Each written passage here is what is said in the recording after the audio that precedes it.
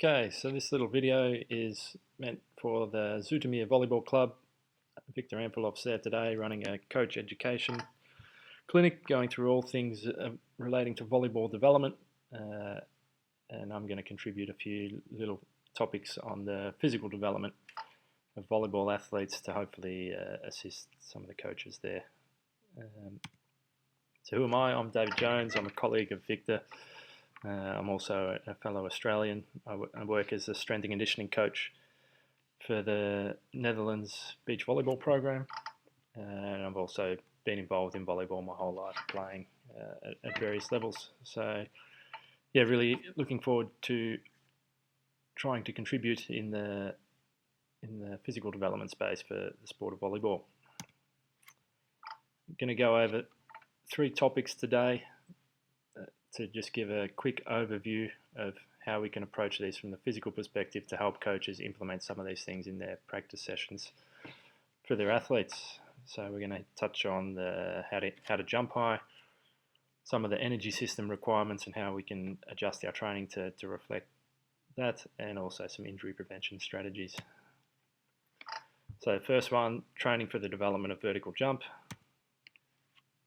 First question is that a vertical jump important? Short answer is yes. No volleyball person will argue otherwise, so we don't need to touch on it further than that. It's a really important skill in the game. So how do we develop a big vertical jump? In simple terms, you need to put a lot of force into the ground. If you put force into the ground pushes back on you and you jump. Once you're in the air, you can't put any more force on the ground, so you need to develop a high takeoff speed, takeoff velocity whilst you're on the floor. So if we break this down from a science perspective, you've got the laws of physics. This slide isn't meant to confuse you. I'm hopefully trying to simplify it to the qualities you need. Down here you need a high takeoff velocity, which is a combination of force in the ground over a long time and being relatively light. So what does that mean in more simple terms? Increased force, which is a combination of your maximal strength and also how do you apply that force? Do you apply it in the right direction? So do you have efficient technique? The other one is the ability to apply the force within a given time frame. We don't always have an unlimited time frame to put force into the ground in order to jump. So for example, a middle blocker in volleyball, you have to react quickly, so you have to put the force into the ground quickly in order to react and create a jump. So that's another important quality, is not just being strong, but it being able to express your strength really quickly. So in strength and conditioning, we call that rate of force development, or you could call it power, the combination of strength and speed. And the other factor is, being strong but light. If you have a lighter body mass, you can probably jump higher, all other factors being even. But this is not one we're going to go into because it's not relevant for the developing athletes. They just need to go through their regular development phase and gradually increase body mass, and you can fine-tune that later on in someone's career when that becomes something that you're searching for in the last percentages of their jump improvement. So to dive into these in a bit more detail, increased force, it's basically developing your maximal strength and your jump technique. So putting force into the ground, but putting it in the right direction. Zooming in on the maximal strength training, there are various phases involved in developing maximal strength. If you're talking about a youth athlete, usually we progress through these phases from introducing them to resistance training with predominantly bodyweight exercises, and then we may progress that to, I've called them soft resistances, might be things like aqua bags, medicine balls, sandbags, these sorts of things to get them going. And these are probably the 2 things that are relevant for the youth players in a volleyball club. Usually once they're progressing into a program that I run, where we're introducing them to barbell training, getting them up to speed with their main lifting techniques, and gradually progressing into Olympic lifting and more maximal strength training as they go down the pathway. So for a strength training in a youth volleyball club, firstly, is it safe? Yeah, position stand from many of the strength and conditioning associations is yes, but it needs to be well designed, well coached, and well supervised. So it's definitely okay to get into it and to assist in these athletes' development. But yeah, you need to put together a good program. So in saying that, we're going to try and give you some resources that can help with that. This is one that we've put together with the beach volleyball program. We've called it the movement competency in 3 levels. And it looks at, it's I guess, an introductory strength training program. So I try and open that now for you. See if that works.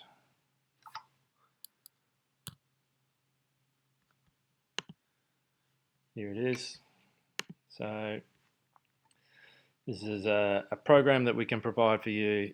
It covers a number of different, let's zoom in a bit more, number of different areas, from scapular stability, thoracic mobility, core, glute activation, single leg. So a number of the movement competencies that we need to develop in volleyball players, with a bunch of YouTube links where you can go through these and have a bit of a look. So we'll provide that for you. Go for it. So just some basic exercises that you can refer to and use in your training programs during the week. Okay, go back to the presentation. So that's one we've created for beach volleyball. The other one you could look at is the Team Manel. They have a physique allure line for strength and conditioning. So there's also a link here you can go have a look at. And this is a very similar program with exercises in a number of different streams. There's a webinar on it that you can listen to, and that's freely available for everyone to use. So a bunch of instruction videos, step by step, really solid program to start the young athletes on.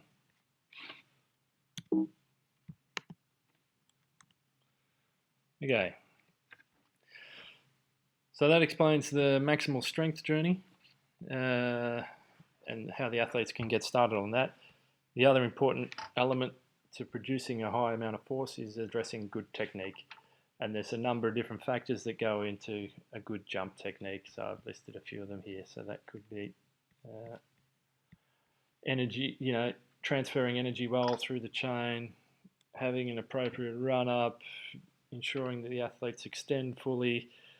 We've included some attacking stuff, ensuring they're able to rotate into their spike jumps, landing effectively, having good mobility and flexibility to be able to achieve good positions, and just working on the skill of jumping in general. So this one is one I've also put together for athletes in our beach volleyball program, because we recognise some of them were deficient in some of these areas when they were coming into our program. But it's a good one to share more widely through the clubs, because I think this is something we can work on in that 12 to 15 age group. Start to develop good jump technique in that phase. It can really help set them up early for good technique and then add strength later on down the track. So to give you a bit of insight into that program, we'll talk about things like doing counter movement jumps, so a jump with an arm swing and without. So it's a simple way to show you the little clip. Educate the athletes on what the arm swing adds to a jump. So you can do a jump with an arm swing and do a jump without an arm swing, and they can feel the difference. So there's some of the concepts that I'm looking to address there. We do the same in the seated box jumps with seated positions, where we're talking about transferring energy through the chain. So again, you could do it with and without an arm swing to understand what the arms are adding to the jump, and you're also cueing them to tension the core so that they're transferring energy efficiently through the chain. Another drill that I use to educate this is a med ball squat and throw. First time you get them to do it, you don't tell them anything, and then second time you really cue them on taking a big breath in, bracing through the middle, and then getting them to throw. Usually they throw it a bit better, highlighting that, energy is transferred through the chain, and there's benefit in having a stiff core and doing that, and that can help get some buy-in to some of the exercises, stability exercises that we need to do, like planks, side planks, hip abduction work, that sort of thing.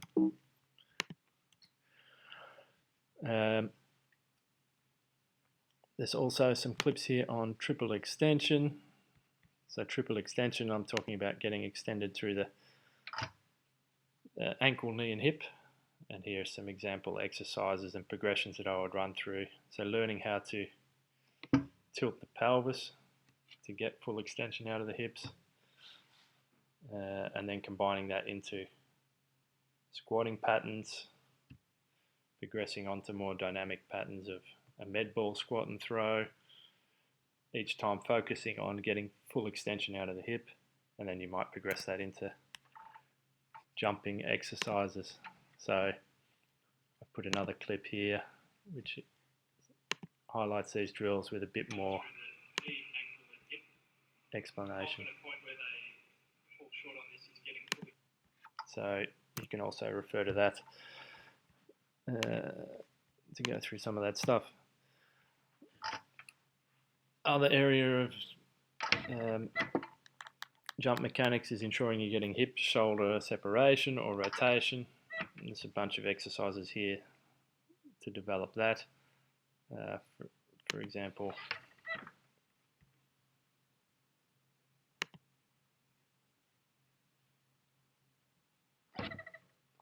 this is a side lying thoracic rotation. You're looking to get separation through the hip and shoulder. So you need to have this fundamental capacity in place. You need to be able to do it in a static way, and then you're looking to build it into the more dynamic task of jumping and rotating to hit the ball. So some progressions along that way might be from lying on the ground to doing it in a standing position. So we call this one the bow and arrow. Again, where you're looking to lock the hip in and open the shoulders. So again, that hip shoulder separation theme. And then finally we're combining it. Combining it into these style of exercises, which is a squat and rotate. So a bit more coordination involved, where you're getting the triple extension out of the hip, ankle, knee. Well, not the ankle in this case, but full extension out of the hip combined with a rotation. So these are some of the themes that we can address in developing good jump technique. Landing control is also important, also from a performance perspective, but also from an injury prevention perspective. Teaching them how to land effectively, cueing them for soft landings, active landings where they're pulling themselves into the ground, into good positions. And there's many examples of that in the movement competency document and the Physique Line programs that I showed you earlier. Mobility and flexibility is also important in developing good jump technique. So you need to be able to make the right shapes, get into the right positions in order to develop good force or put force in the right direction. So developing these, there's a number of different ways you could do it. Typically we'd use more dynamic stretching stuff in the warm-ups and static stretching after training. And here's again just a couple of examples of dynamic stretching. This is from the Australian Strength and Conditioning Association. Also good for the youth athletes. Different animal patterns, animal shapes. And the kids can get really creative on their own with this. Here we've got bear crawls, goanna walks, duck walks, these sorts of things in your dynamic warm-ups. After training, a good time to debrief with the athletes or give them some homework to do a bit of stretching at home. Just give some oversight of a basic flexibility program, static stretching, calf stretches, hamstring stretches, quad stretches, hip flexor, groin, some upper body stuff. So again, some resources for you to dive into there. And then finally, just developing jump technique in general. So not necessarily always focusing on spike and block jumps, because that's what's happened in the match. They get many reps at that, but you can also develop the general skill of jumping by doing jumps for distance, two-legged jumps, one-legged jumps, standing triple jumps. Yeah, I think exposing them to a wide variety of these sorts of jumps is also going to help them develop that jumping as a general skill. And more specifically, here's a little clip we put together with the jump program, jump mechanics program. Here we're looking at active footwork before your spike approach. Often we find the athletes are a bit sloppy in adjusting to the ball, so we gave them, in this example, a little figure 8 drill to do, and then we would progress it through to your spike approach in different directions. And you could also progress that forward further to pointing at the different cones, reacting to an auditory cue or a visual cue, and eventually throwing a ball in there. So that's an example of they could bring it to something specific. So to round it back out, that's talking about increased force. Touched on maximal strength and how you can get started with that. We touched on a bunch of factors going into jump mechanics and some ideas for teaching that. The next one is applying that force quickly, rate of force development, and developing that. So, developing force quickly, there's a lot of different types of power training, and it can progress from low load stuff through to high load. So low load stuff is jumps and throws, and then you can progress through to adding various weights, kettlebells, dumbbells, weight vests, various sorts of jumps, and the high load work is might eventually look like Olympic lifting, loaded squat jumps, and these sorts of things. And again, from the youth level, we're probably going to begin with just basic jumps and throws, and possibly progressing towards using light resistance, medicine ball throws, that sort of thing. And then later on, once they're ready for some more aggressive loading, you're teaching them barbell training, which aligns with the strength training phases, teaching them Olympic lifting technique, and then going further into loaded squat jumps, Olympic lifting, and so on and so forth to develop power. So in the youth phase, you can really focus in on this first one of developing good jump and landing technique, ensuring that they've got the general skills of throwing in place, which really sets them up to progress further down this chain later on. So we've highlighted a bunch of different exercises there, but I think it's also good to note that there's overlap between all of them. So developing jump technique, for example, you might be doing jump and landing stuff, which is also the introductory stuff for power, but it's also forcing you to get into good position, so it could also be developing mobility. So there's overlap between all these qualities. They're not always nicely defined in their own category. So to summarise, the youth athletes, set them up for maximal strength and power development by getting some good bodyweight training in for their strength development, and addressing all those different factors that go into jump mechanics. Good technique, good flexibility, good landing control, those sort of things.